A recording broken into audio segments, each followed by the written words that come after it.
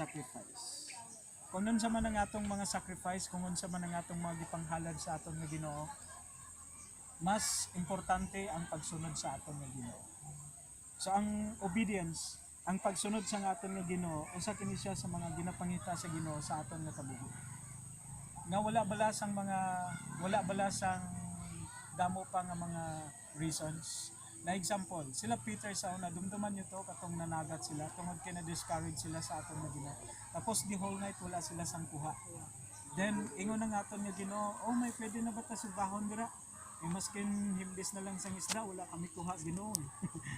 So, ayon siya, itaktak naman ang pukot diri lang sa pihak in the other side.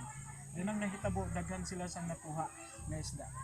Ang pagsunod sa aton nga Ginoo, we obey God even contrary sometimes to our experience. May mga experience na kita nga failure kita, pero kung ginambal sa Ginoo nga buhaton mo na liwat. Buhaton din natin na liwat.